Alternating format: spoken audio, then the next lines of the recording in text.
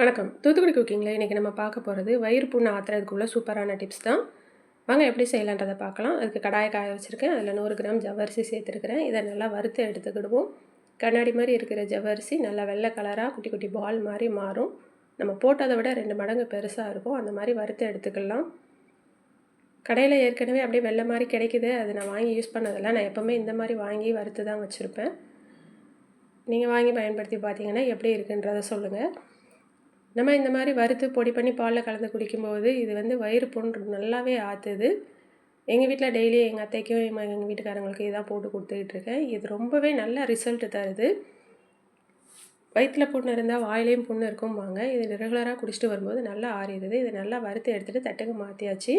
2 இதையும் பார்த்தா நல்லா வித்தியாசம் தெரியும் எந்த அளவுக்கு பெருசாக இருக்குன்னு. இப்போ இதை ஒரு மிக்ஸி ஜாருக்கு மாற்றி அடித்து எடுத்துக்கிடுவோம்.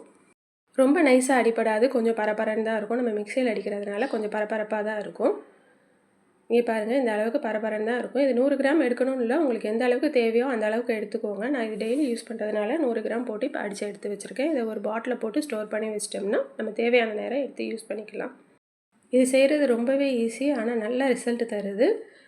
ஒரு பாத்திரத்தில் 2 டம்ளர் பால் எடுத்துருக்கிறேன். அதில் 2 டீஸ்பூன் சீனி, ஜவ்வரிசி பொடி 2 டீஸ்பூன் சேர்த்துருக்கேன். இது ஒரு ஸ்பூனை வச்சு நல்லா கலந்து விட்டுக்கோங்க. பால் நல்லா கொதித்து பொங்கி வந்த பிறகு நம்ம ஆஃப் பண்ணிடலாம். இதை ஆற்றி எடுத்துட்டோம்னா நம்மளோட ஜவ்வரிசி பால் கஞ்சி ரெடி ஆயிடுச்சு. குடிக்கவே ரொம்ப சூப்பராக இருக்கும். இதை டெய்லி ரெகுலராக யூஸ் பண்ணும்போது அல்சர் நல்லாவே கேட்குது.